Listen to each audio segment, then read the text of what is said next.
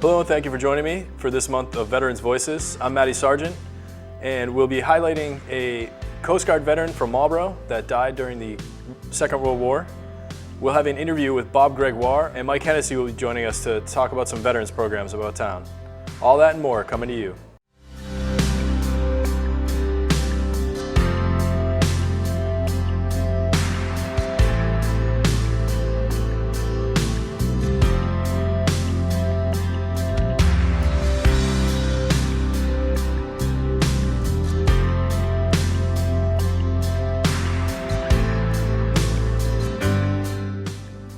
All right, thanks for joining me tonight. I'm Matty Sargent. I'm here with Marlborough Veterans Agent Mike Hennessy and Bob Gregoire, and he'll be our interviewee today.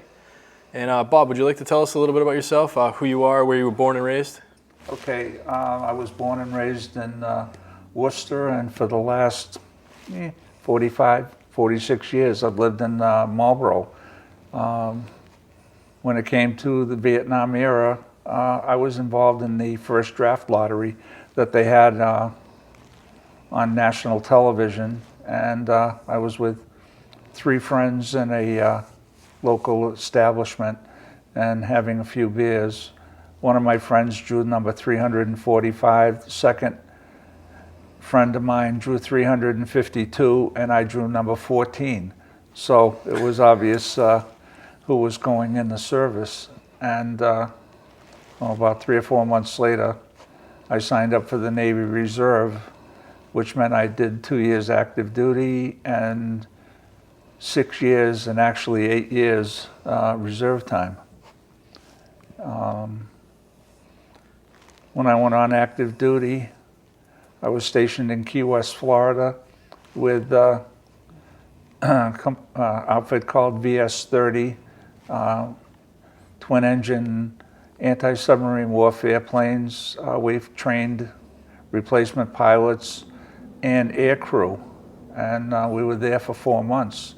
Then my unit got transferred to Quonset Point, Rhode Island, and we continued for the next 18 months while I was on active duty. You know, nothing exciting about war level battles or anything like that, but a couple of the things that we were involved in.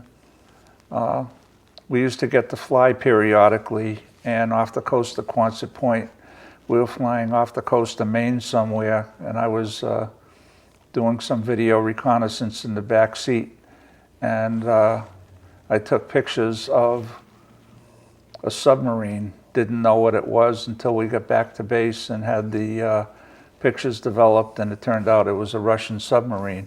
So that was pretty cool. They didn't expect to find something like that while we were there. And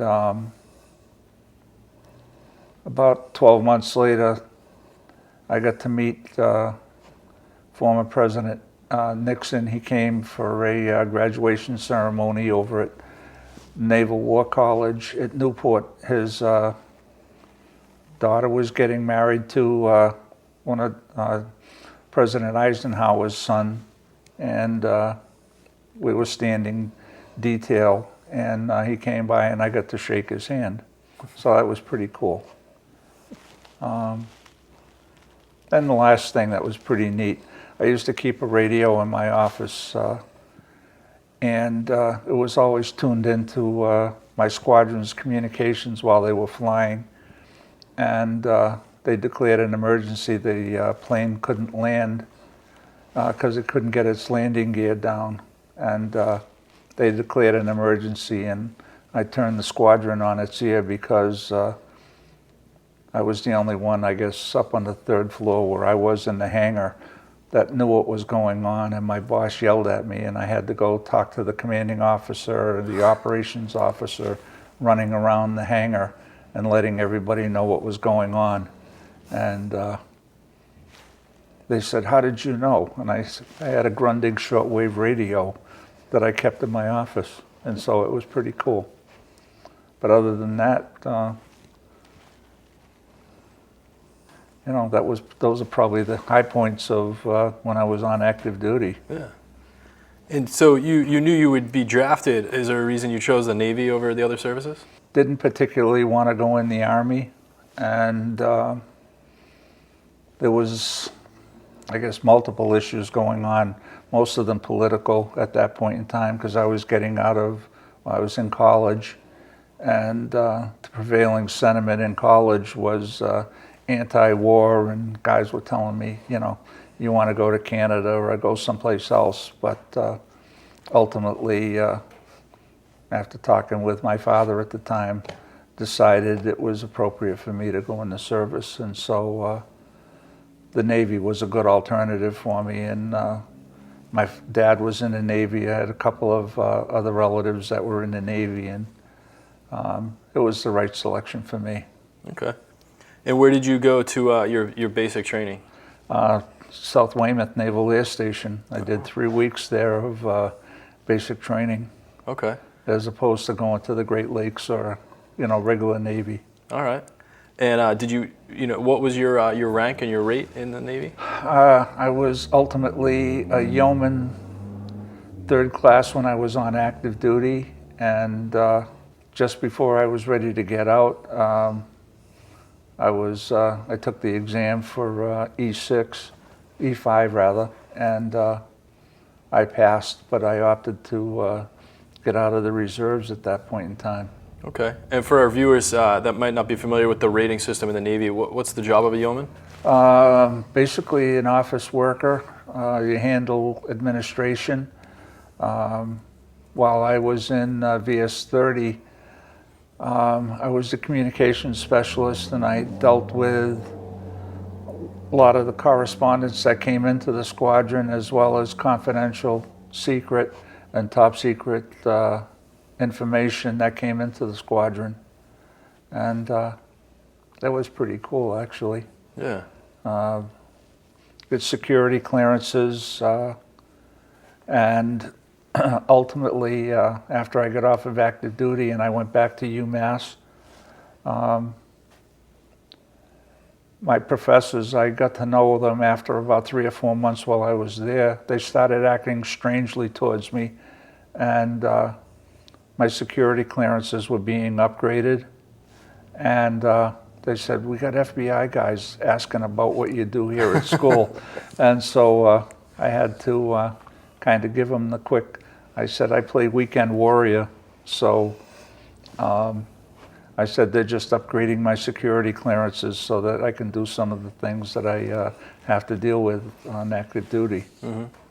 So, just one of the things that you go through. Yeah. And also, too, for our viewers, the Navy during the Cold War was very active on the United States East Coast, patrolling for Russians, both with aircraft and ships. And we had aircraft carriers that were converted just for anti-submarine patrols. And so some of the aircraft squadrons out of Naval Air Station Weymouth, Quonset Point, Rhode Island, yep. Brunswick Naval Air Station up in Maine were key components of our defense against the Russians coming closer and closer to the United States. And even down in Key West, we flew what they call S2s, which were twin-engine propeller-driven planes, pilot, co-pilot, and a couple of air crew. And their job was basically long-range reconnaissance, ability to detect submarines below surface, and they had the capability of dropping sonobuoys to detect ships below surface, and the ability to drop bombs on them in the event that something came up. Mm-hmm. One of the things that VS-30 did during the Cuban Missile Crisis, they flew a lot of reconnaissance missions over Cuba, and I got tasked with the responsibility of declassifying a bunch of the information and intelligence that was gathered during the Cuban Missile Crisis, which was pretty cool, actually. Yeah, that's really interesting. And just to clarify, what years were you active in the reserves? I was on active duty in 1969, 1970. Mm-hmm. Actually, 1971 is when I got off of active duty and did my 2 years. And then I spent another 6 years in reserves, helicopter squadrons, P2s out of South Weymouth for a bit, and then the rest of my time at Naval Reserve Station in Worcester. Okay. Yeah, that's no longer there, but that, Yeah. I've heard about that quite a bit. Yeah, Yeah. that was pretty cool. Yeah. Also got to spend 4 months active duty, temporary active duty, down in Washington, D.C., and I got to work for the Naval Intelligence Command, working out of the Pentagon. Okay. And it was very cool. Yeah. One of the things about security clearances, you had to have 7 different badges to get through the place because everybody had a different security clearance. Yeah. And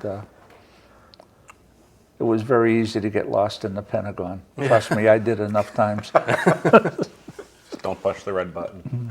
Oh. So Bob, you are pretty active in the veteran community as well. What are some of the organizations you belong to here in Marlborough? Well, my first venture into the veterans was with the Italian American War Vets. Came on 10, 12 years ago. Eventually became the secretary for the ITAM, and I am currently the chaplain for the group. And we do a number of things as chaplain. If we have a veteran that passes away, we'll go to their wakes and receptions and do prayers. And on Memorial Day, one of the things we do is go around to the various cemeteries throughout the city, put down flags and say prayers out of respect to the veterans that are there. And it's kind of eye-opening because we see veterans all the way from the American Revolution up to and including the latest conflicts of where we see veterans that are buried in the cemeteries in Marlborough. And we get involved in a lot of other things. One of my favorite things that we do was for the last 6 or 7 years, there's 5 or 6 of us that work under the direction of Dick Sabeka. We do a corned beef dinner on St. Patrick's Day, and we have a great time. Food is great, so if anybody would like to come and join, we start selling tickets in, I think it's early March, so you'd be welcome to come. But get there early because they're sold out quickly. It's good to know. I know you've also, just from working with you, you go sit with the veterans if they need you to sit with them. You'll take them to get coffee. You'll bring them coffee. And you'll help the veterans that aren't able to help themselves. So I know that it's something that you do. And for those who don't know, Bob Gregoire, there's another famous Gregoire here in Marlborough, and you raised a very successful daughter. Yeah, my daughter Danielle is the state representative in Marlborough, and she does a great job supporting the community, both here and in Framingham, and very involved across the full spectrum of what goes on with regards to city government in Marlborough. Very involved with the people in Marlborough and in Framingham also. Can never get a hold of her. She's always offering around somewhere. If we happen to go out for dinner with my wife and Danielle, she always ends up breaking off and having to answer phones. So we share our lives with her on a temporary basis. Well, I know every event that I have here in Marlborough, she's here. Yeah. So she is very helpful with the veterans and supportive of us. Oh, she's excellent. She's very in tune to what's going on and very want to go out and help people in situations, especially through COVID and all the situations that are coming up now, people that are in financial need or whatever. she goes definitely out of her way to contribute in those areas and help and support those people. She's very, proactive about helping out. Good. All right, well, thank you, Bob. Thank you for your service, not only to the country, but to here in the community and the city of Marlborough. And with that, we'll take a short break. I said I'd never join. Thought living on sub would be too hard. I figured only the weatherman track storms.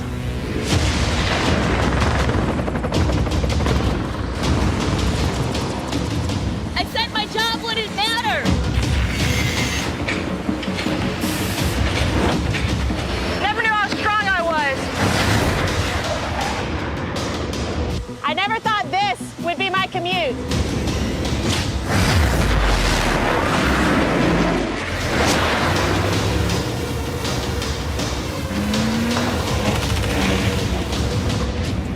I figured I'd never get out of my hometown. Or be the one who stops an attack. Joining the Navy sounds crazy. Saying never actually is.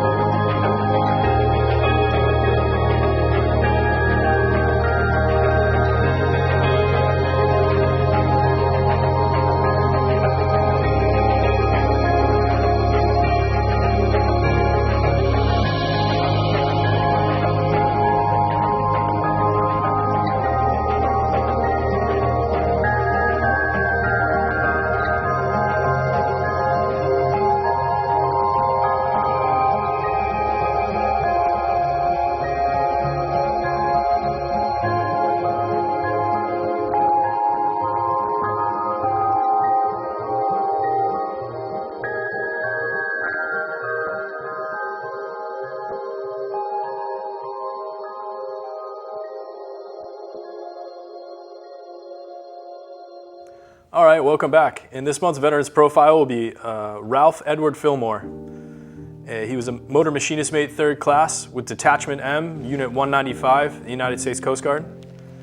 Ralph was born the 9th of April, 1914 in Marlborough, the only son of Roy and Ina Fillmore.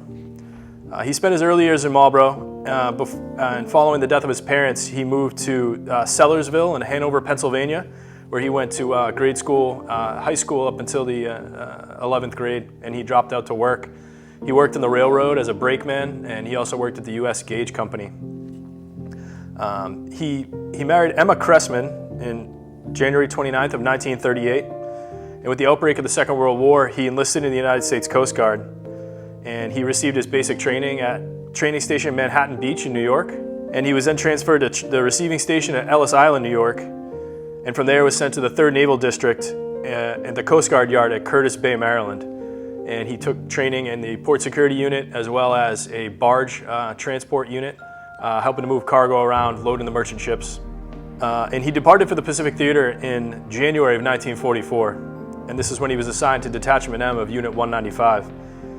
He was promoted to Motor Machinist Mate 3rd class, meaning he had a specialty in diesel engines. He arrived in Milne Bay, New Guinea, the 1st of March 1944, and sadly on the 3rd of July 1944, while he was working in the Naval Supply Depot, Ralph was in the back of a truck that was moving large spools of wire, and the truck stalled, and the spool of wire fell from the truck and killed Ralph.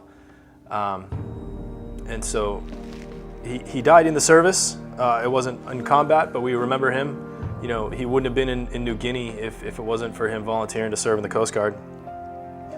He was originally buried at the Military Cemetery No. 2 at Finschhafen, New Guinea, in grave 3287. And in 1949, his remains were repatriated to the United States, and he is buried at the Maplewood Cemetery in Marlborough, Massachusetts. And so today we remember Ralph and his service in the United States Coast Guard and his sacrifice to the country. All right, and now Mike Hennessy will be joining us to talk about some veterans programs here in town. Yes, thanks, Matt. A lot of people come into my office looking for benefits, either for their parents or for their themselves or their spouse for advanced age care. And what I'm noticing is a lot of people do it too late. And this program isn't fast like anything else in the government. It does take time. It can take anywhere from 3 to 6 months. It's called aid and attendance. You either have it for housebound or you can get it for nursing facility care. And if you're service connected, you automatically get it. It's special monthly compensation. If you're not service connected, there is financial requirements to qualify for the program. You have to have at least 1 day of service during time of war, and your cash assets have to be under $120,000. And what that does is it gives you $600 a month for any homebound care that you need. If you want to have homemakers or Bay Path come in to help you with your daily life, you can use it for that. If you are using the nursing home care, it can give you up to $2,400 a month for care that is paid to you and that you can use to pay for your nursing home care. So it's a long process. It's a very lengthy application. There's about 3 separate applications that you have to fill out for this one program, but it is worth it.